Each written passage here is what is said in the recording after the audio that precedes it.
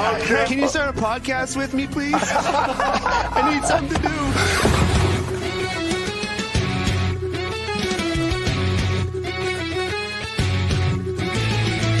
Pastrnak sent it out in front for Malkin to save. They score! Elias Lindholm looks to the heavens. Here's a chance. Patra right in on goal. He scores. Oh my! What a move by the rookie. 2-on-1. Pastrnak moving in with Marchand. Get it to him. Score! The zone. Hoyle dances in. Backhand. Score! Lindholm right wing corner. Pastrnak is there. He scores! David Pastrnak wins it for Boston.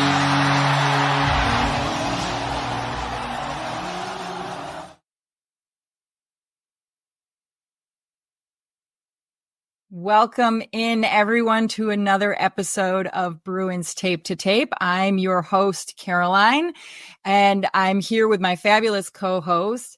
Happy New Year, Maria. I haven't really had a chance to talk hockey with you face to face in 2025. I know this is our first official episode together for 2025, and thank you to our friends Mo and Adrian for stepping in and helping us out so we could take a little bit of a holiday break, a little bit of an extended holiday break, and enjoy the time with our families. But yeah, it's good to be back, I think, right? It's good to be back. I think so. You know, hockey is on TV, and I guess I can't be all that upset because I know that you and I will both be complaining come June and July and August, no matter what is happening right now, in Boston. So let's dive right in because it's been not really the start of the calendar year that we've been hoping for and expecting, especially considering how Boston ended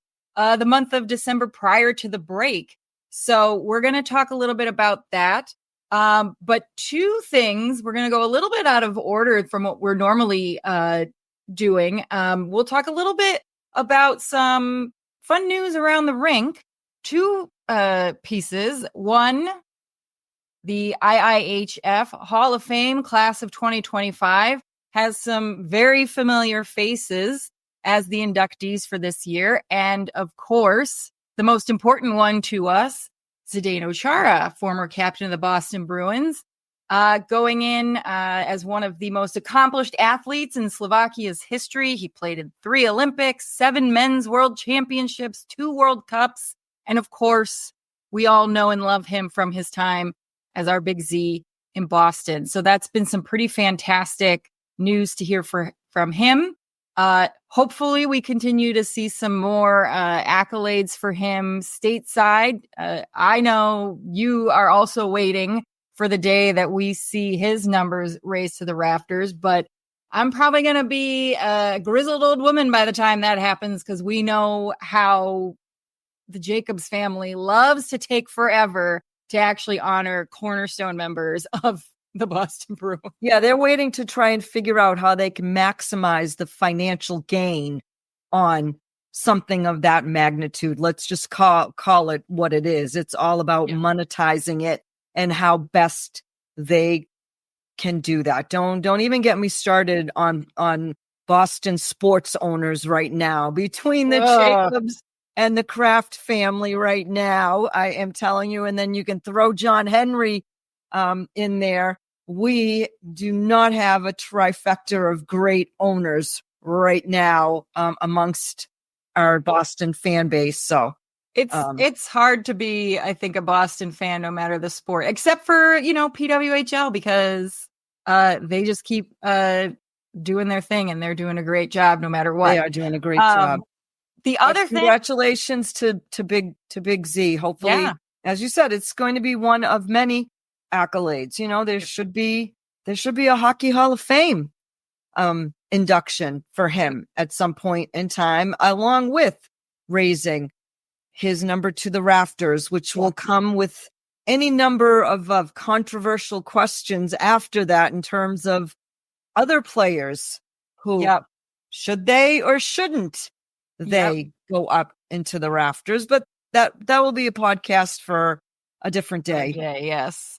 And the other big news around the rink, around the world, actually, is the fact that Team USA won their second back-to-back gold medal for World Juniors, which is pretty fantastic. I think it says a lot about what we're going to be talking about a little bit later in this episode, of the fact that the Boston Bruins were the only NHL team to not have representation in this tournament this year. But many congratulations to Team USA. USA hockey has come a long way, baby. And oh my God. It is such a testament to, the organization, the players, their families. Yeah. Just an awesome showing for Team USA. And I thought Canadian fans were going to burn Canada down after Team Canada lost. I mean, anyone who knows anything about hockey knows that this is a, sacred tournament of and to be knocked out in the manner in which Team Canada was knocked out, it was probably pretty devastating to hockey fans in Canada. So, but you know what? Credit to Team USA and credit to USA Hockey for continuing to build and grow a solid program. Mm-hmm. Yeah, absolutely. It was really exciting. And of course, the beautiful, touching tribute at the very end for the entire tournament. Team USA had Johnny Gaudreau's jersey in their locker, and they took a team photo after they won. So that was a really beautiful thing that they did. And I got all warm and squishy inside learning about that. But awesome. So let's talk about these Boston Bruins. Do we have to? We do. We do. We're going down with this ship, Maria. We're going down with this ship. We are going down with this ship. So what a trying year. We're going to set the table in a little bit of a different way. We're going to set the table with our penalty box because that's where we are at this point. At this point, we are effectively putting the roster construction in the penalty box. So what does that mean, Maria? We've talked about this a little bit in our Discord group, which everyone again join. We're a fantastic group. What of the roster construction elements are you throwing in the penalty box at this point in the season? So I'm going to sound hypocritical, but that's our right to do so as podcasters, as fans, because I did give Don Sweeney, I did give him some credit for going out and getting, Zadorov and Lindholm, understanding the rationale for doing so.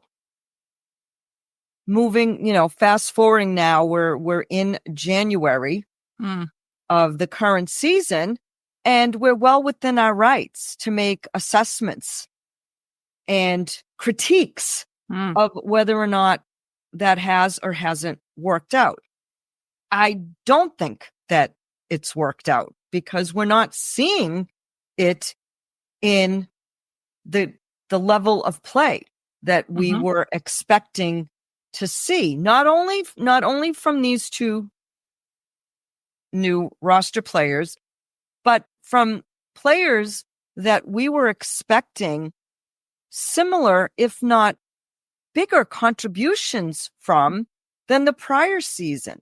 And I'm talking about guys like Charlie Coyle and Pavel Zacha and Trent Frederick and Charlie McAvoy. And even David Pastrnak, he, didn't come out of the gates roaring. Now, when you talk about poor roster construction, here's where I think sometimes our GM has gone a little amok or maybe misguided, because back in 2011, the Bruins caught lightning in a bottle. Yeah. We didn't have, a roster full of superstars. Mm-mm. You had Chara, you had Bergeron, but you also had guys like, Dennis Seidenberg and Andrew Ference and Mark Recchi. And now, would I qualify those guys as superstars? No, I would not. But they were hard working. They gave you a hard working, honest effort. Yep. Game in, game out, shift after shift after shift. Mm-hmm. And I used to refer to this group of guys, the non-Charas, the non-Bergeron, you're not your superstar guys, Right. as Jags, just another guy. And you won a Stanley Cup. Yeah. That's awesome. Mm-hmm. Awesome. But then that GM proceeded to sign some of these Jags to ridiculous contracts. Right. Thinking, okay, it worked for me, right? Yep. So then you had the whole debacle with the salary cap. And I just think that when I say we, our management core Yes. has a tendency to sometimes just say to themselves, I can put together and I can get the most out of these guys. Yeah. That are Jags, as opposed to trying to go out and sign yourselves some elite talent. Yeah.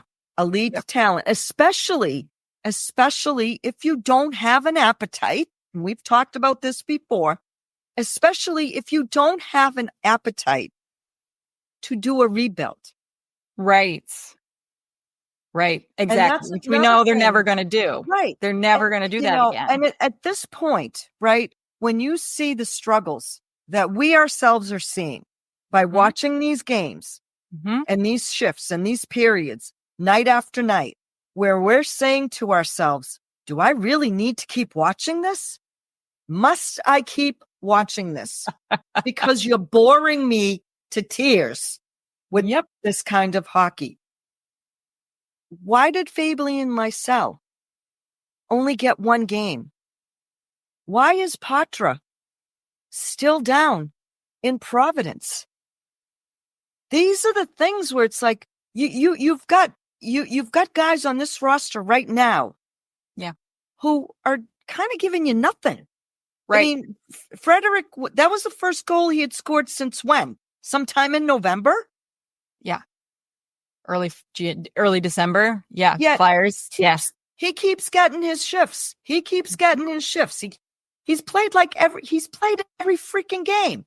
And I know it sounds like we pick on Freddie. And yes, we do pick on Freddie because he drives us crazy. He drives me crazy. Yeah. He drives me crazy. Yep. And so I don't understand why we're rewarding these guys. Yet Lysell came up, he showed you something, didn't do anything to boot himself out, didn't think it was any kind of a waiver issue or transactional issue. I don't understand it. I don't understand why Patra isn't back up here with this club, especially when you've started the month of January 2025 struggling to score goals. Oh, and by the way, even when you score 4 goals in a night, you still lose. Not enough. Game. It's not enough. It's not enough. No, it's not. So, yeah, I think it's okay for us to criticize and to put Sweeney in the penalty box. Yep. So we're going to talk more about Don Sweeney in the penalty box right after a word from our sponsors. Playoffs. We're talking about playoffs. You bet we are. Get in on the action at DraftKings Sportsbook, an official sports betting partner of the NFL. Scoring touchdowns is key to winning in the playoffs, and you can score big by betting on them at DraftKings, the #1 place to bet touchdowns. Ready to place your first bet? Try betting on something simple, like a player to score 6. Go to the DraftKings Sportsbook app and make your pick. New DraftKings customers can bet $5 to get $200 in bonus bets instantly. Download the DraftKings Sportsbook app and use code THPN. That's code THPN for new customers to get $200 in bonus bets instantly when you bet just $5. Only on DraftKings Sportsbook. The crown is yours. Gambling problem? Call 1-800-GAMBLER. In New York, call 877-8-HOPE-NY or text HOPE-NY 467-369. In Connecticut, help is available for problem gambling. Call 888-789-7777 or visit ccpg.org. Please play responsibly. On behalf of Boot Hill Casino and Resort in Kansas, 21 and over, age and eligibility varies by jurisdiction. Void in New Hampshire, Oregon, and Ontario. Bonus bets expire 168 hours after issuance. For additional terms and responsible gaming resources, see dkng.co/ftball. NFL Plus Premium offer available only to new and former NFL Plus subscribers. Additional NFL Plus Premium terms at nfl.com/terms. All right. So this is what I'm hearing that's in the penalty box, courtesy of Don Sweeney. We've got a lack of balanced scoring. We have no idea what their true identity is, although they're trying to still make it and keep it be that strong defensive core because that is the system. So we hear a lot about, broadcasters or whomever talking about, the Bruins identity. The Bruins system identity is defense, but this team, this construction of players on the ice, they don't have an identity still. They're boring even when they're winning or playing well. And there's no natural scoring talents out there besides Pasta. And by that, I mean, and I hate that I have to give this as an example, but if you look at the Toronto Maple Leafs, that team isn't just Austin Matthews and a bunch of Jags, right? Nope. There's Austin Matthews. There's John Tavares, Mitch Marner, Matt Nyes. I mean, that's 4 guys right there who, by the way, kind of gave the Bruins a spanking on Saturday night. You know, they're even with these new guys and, you know, the directive going into free agency last year was we need to be, you know, bigger. And I don't even remember now what the second thing was because I feel like that's all he was really thinking about, which was size, which granted, valid, right? That's why they got rid of Matt Grzelcyk and they brought in Zadorov and they needed another centerman with better face-offs, which like, again, yes, mission accomplished. The Bruins have a fantastic face-off win percentage. Great. That, you know, that was a problem last season with the departure of 2 significant centermen.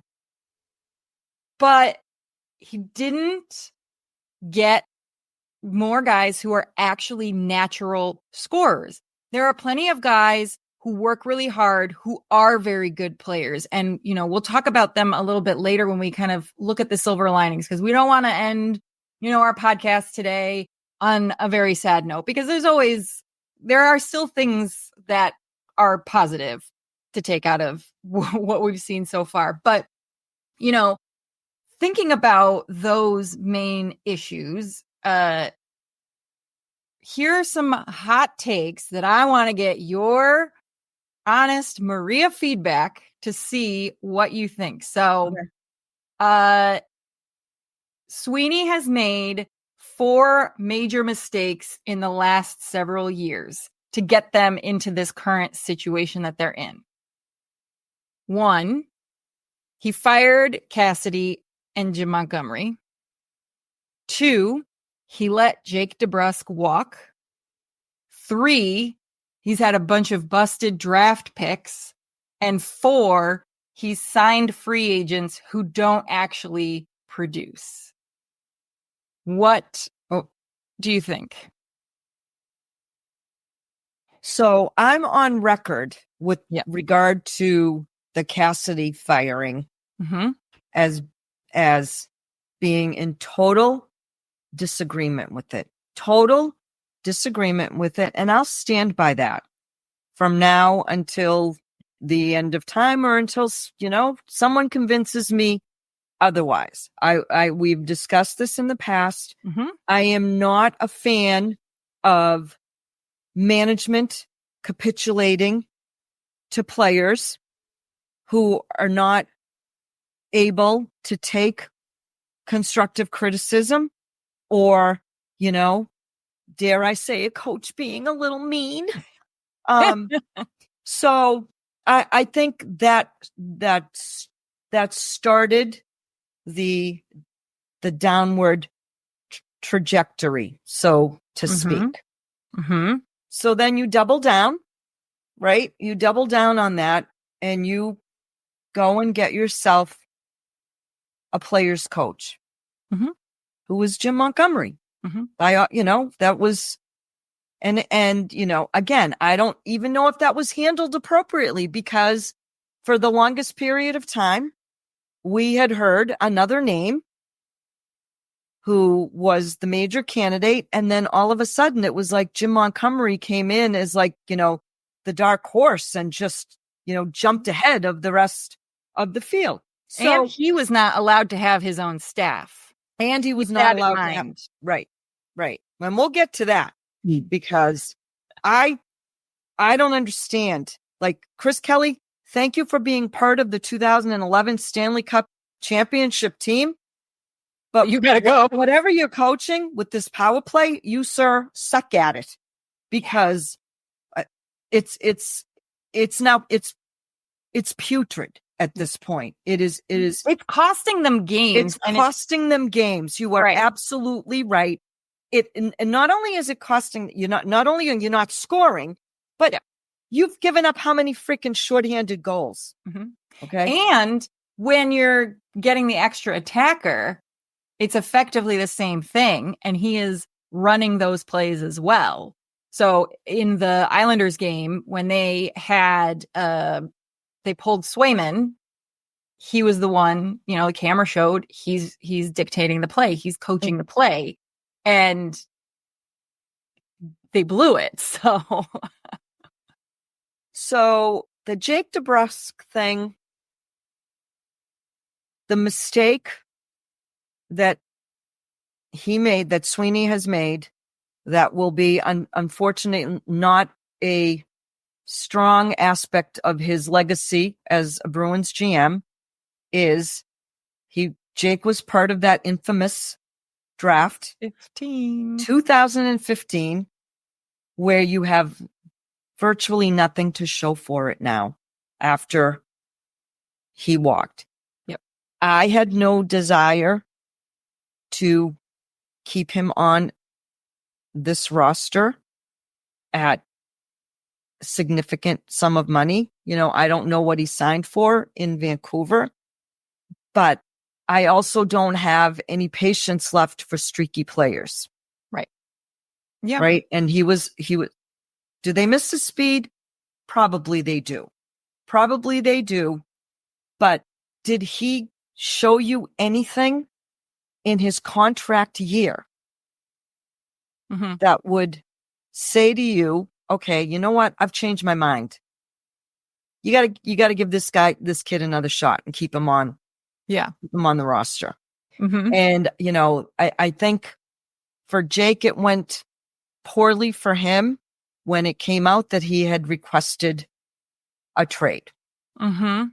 And I think that's something that let's call a spade a spade. The Bruins organization holds grudges. Management holds grudges. Yes, 100%. And I think, and they're stubborn. They're stubborn. And when they make a decision about what they think a player's worth or value is, they're not going to be swayed by what the market says or what Jeremy Swayman. Yeah, right. Yeah. So, and can you say that too can be detrimental to developing your roster? Yes.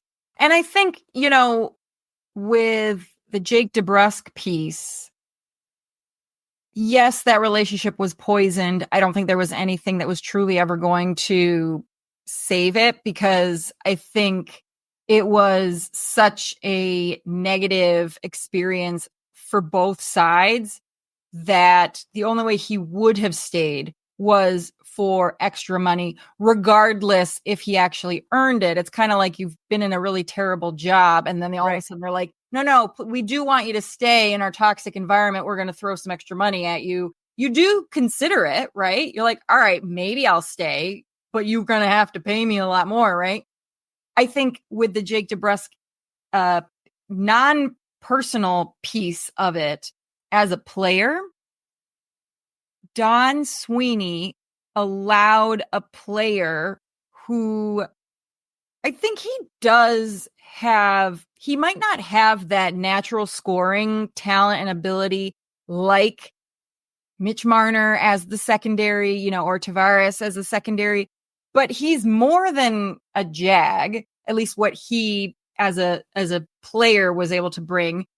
And one of the things that I've noticed without him on the roster has been the speed. I mean, they're like half the guys out there are skating with bags of cement around their waist. Right. But the playmaking and the IQ of some plays, we're seeing constantly terrible passes and guys standing in places that they're not supposed to be standing. And so I think the larger issue the larger sin that he committed, Don Sweeney, was not finding another player who could bring those particular skills in to replace him.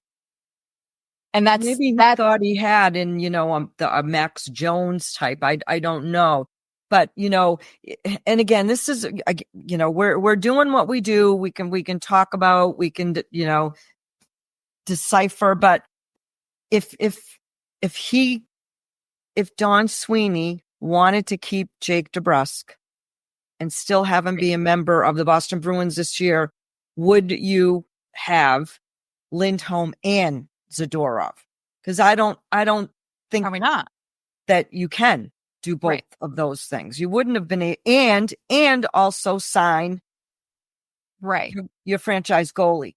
So, sometimes those are decisions that, that's why they get paid the big bucks and we get to sit behind our, Amazon microphones and talk about these things. But the irony of the Jake DeBrusk situation is, and tying it back to Bruce Cassidy being fired, was, now if you believe what you hear, that Jake was one of the players. Right.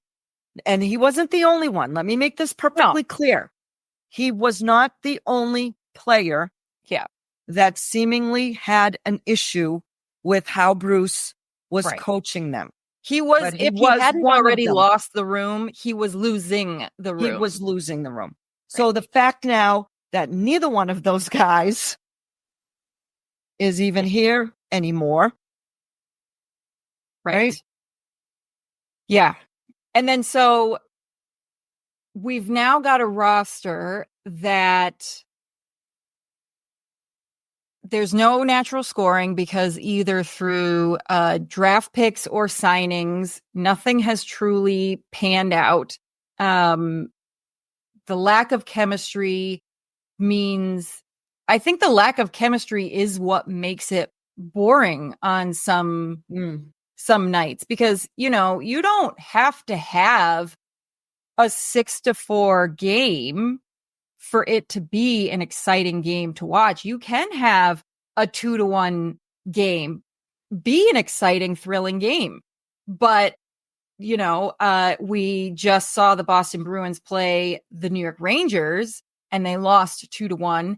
And I thought I was going to die of boredom because that was just agonizing to watch. So thinking about all of these roster construction issues, the power play, because of the roster, because of who management has opted to keep behind the bench, all of these different things, thinking about these games that we just watched, what are some common threads or issues that you saw? We had a 3-1 loss against Washington, 2-1 loss against the Rangers, who, dead last in their division, made them look like Stanley Cup contenders. I don't like the game in Toronto, just ridiculous. And then an overtime loss against the Islanders. So what did you take away from those particular games?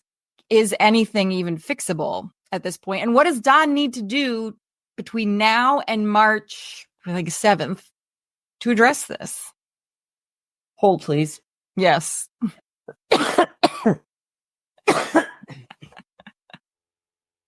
Sorry, folks. I'm just getting over something. I think you put it pretty concisely in our Discord. The defense looks like Swiss cheese. Like I thought they had turned a corner. Yeah.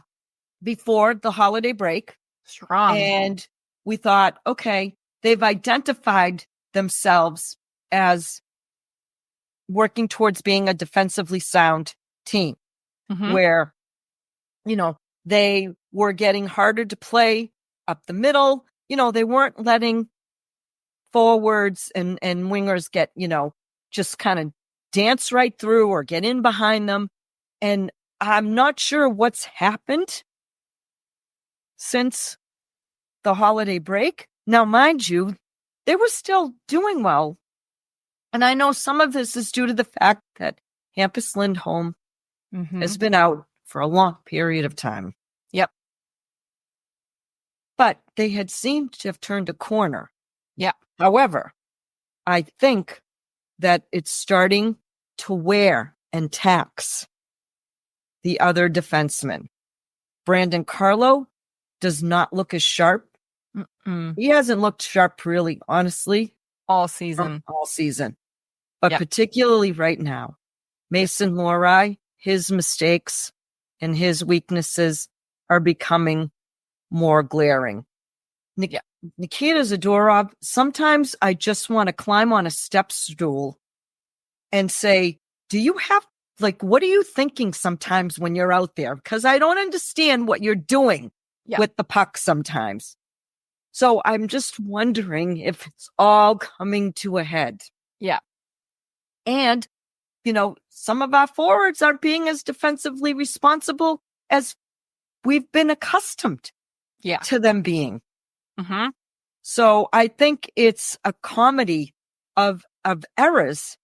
And what's happening is teams are capitalizing on every goddamn mistake we make. Right. You don't think that these teams are now watching video from prior games where they're seeing, the inability to make a play on the puck or get the puck out of the zone, or, instead of swinging it around to the left, they're swinging it around to the right, or whatever the case may be. And so, even vulnerable teams that are not supposed to be better than you. Yep. And you're losing to them. Yeah. You made the New York Rangers. They were waiting for you, ripe for the picking. Yeah. Because they were so down and so vulnerable. Yeah. Yet you gave them hope. How many times this season has that happened? Where the Bruins have given the likes of the Columbus Blue Jackets, the New York Islanders, the New York Rangers hope. Right. Where you should have been able. Now, I don't want to say win easily, but those were games that you should have won. They were winnable games that you should have taken points away from. Yep. 100%. It's maddening. It's freaking maddening. It is. And I think in those particular games, when Boston then starts to feel like they're losing the game, whether or not they actually are, but it's that mental perception. it's not that they're checking out, but No. they No. they So start to they're make doing good things. mistakes. They're not quitting. Right. But They're getting when flustered, they make a so to speak. mistake, or Mhm. when things go south, Right. they go south in a quick hurry.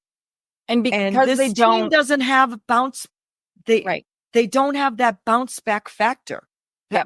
When they fall behind, I don't have a whole ton of faith that they're going to have the gumption to come back and storm back and win when they fall behind in a game this season. I don't. No. And, they don't have, because they don't have that scoring, if their defense has an off night, they just have a night where they are frantic and a little bumbling, there's nothing else to back it up. And I think I certainly was able to identify in the Rangers game and in the Islanders game, very, very quick opportunities that Boston had to score. I mean, Oliver Wahlstrom had one, I think, if not in both of them, at least in the very beginning of the Rangers game. And, not having that puck luck or whatever you want to call it, he couldn't get the puck up. And I knew right then, I think it was possibly in the Toronto game, there was a moment where it was basically an empty net in the very beginning because the Toronto goalie was completely out of position and he slid a little out of the crease and they couldn't score. Oh, no. And so you see that. And I think that right there tells you what kind of night it's going to be, that they're just not having that puck luck to score the goals. And so God forbid, then your defense is having an off night because it's just going to be a miserable time. And I said it in one of our snapshots that I wanted their New Year's resolution for 2025 to be to learn how to frigging finish. Yep. We have a team of very good NHL players, but there's any number of them that lack the ability to finish. And that is a problem. And that, I guess, we can turn around and point right back to Don Sweeney and roster construction. Yep, exactly. So let's start to wrap up this conversation because we have a Bruins game to actually watch this evening. God, Connor McDavid's in town, folks. I don't even let. Well, let's talk about some positives. Some stick taps, right? Because I did see some individuals really start to rise above the malaise. Everybody was kind of in this funk to start the year. I mean, everybody, nobody was exempt, but we have started to see, and I have seen it. It's been most noticeable in these last few games because of the outcome of the games and how boring they were and how disappointing seeing some players out there not performing. But I think, our stick taps this week go to the likes of Mark Kastelic, who just got a well-deserved extension. He's been giving 110% a bright spot all season long. I'm calling him the new Uncle Nick. He was born to be a Boston Bruin. Yes, he was born to be a Boston Bruin. A phenomenal return for losing Linus Ullmark. Justin Brazeau is having a career year. He is in front of that net. His goals have been quick and just greasy, and he's there, and I'm loving it. I think he's got a career high of goals already this season, plenty of points. He's doing a fantastic job. Morgan Geekie is someone that I think, at the start of the year, a lot of us in the Discord were saying he's not having a great start. Are they going to extend him because he only had that? This is the second year. Boston, by the way, has a ton of guys going into UFA, especially for the first time. So, and this is a guy who was benched, scratched, under Jim Montgomery for lack of performance, while certain other players, Trent Frederick, have never been benched or scratched for doing also bupkis. But let me tell you, him coming back, he is, Morgan Geekie is a completely different player. He has become a much more reliable guy. When he's out there on the ice, he is moving. He is where he needs to be. And he's getting pucks on net that are actually going in. And so I think seeing his performance with Justin Brazeau and Mark Kastelic for, I would say at this point, they're a little bit more than just a regular guy. Only because they're the only ones who are actually standing up and showing us that in spite of all of these issues, they can still play a solid game. And aside from them, of course, finally starting to see a little bit, we're not quite there, a little bit of the unbridled talent of David Pastrnak. He's finally he's been making plays and he's been a playmaker, which I thought, okay, but we need you to score goals too, guy. Yep. And so I really thought in Toronto, I thought he was going to really rip their hearts out and, have it get a hat trick and tie the game. But unfortunately, that wasn't meant to be. Although I'd bet a month's pay that every fan in that building was holding their collective breaths every time Toronto went ahead and we came back and thinking, here we go again. So there was a little bit of joy in that and knowing that, their guts were clenched. Yes, during they the were. course of that game. Yes, they were. And I even saw, I think it was in the Islanders game, he just was bombing into the offensive zone and letting one rip. And it took me actually by surprise in that particular play because we hadn't seen that really all season. And so I'm optimistic. I'm hoping that he's going to get his groove back. I hope he has to get his groove back. He absolutely has to get his groove back, especially on the power. I'm sick to death. I am so sick to death of the conversations that we seem to be having year after year after year about the stinking power play. Yes. Yep. Yep. Oh, and by the way, the Bruins are down 1-0. Thanks, Maria. Yeah, I just thought I'd share that.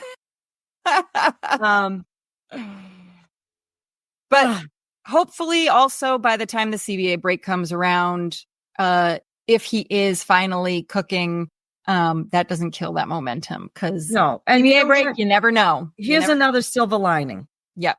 The Bruins are still in a legitimate playoff spot. They are. They're third overall. And I know, they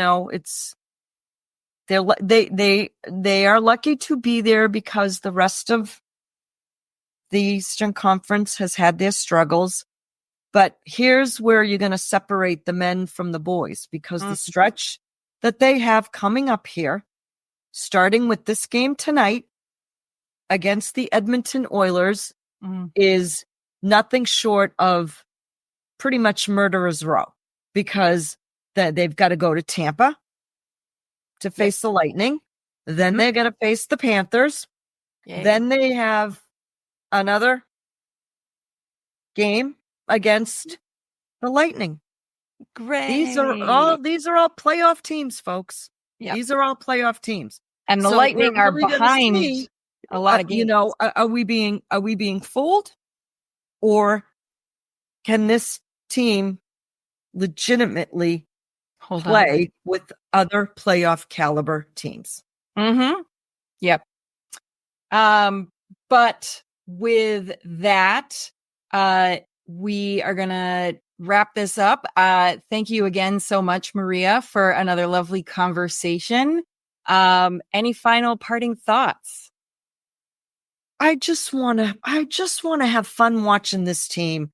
Yep. That's all. Can you give us a little bit of fun? Like, you're not playing like dogs, but it's just not that entertaining right now. No, it's the dog days of the season. So maybe we're all feeling it right now. I think we all are feeling it now. Yep. But as always, make sure you like and subscribe and follow us on YouTube, Spotify, Apple, wherever you get your podcasts. Follow us on all the socials, Tape to Tape MK. And as always, go Bees. Go Bees. Yay.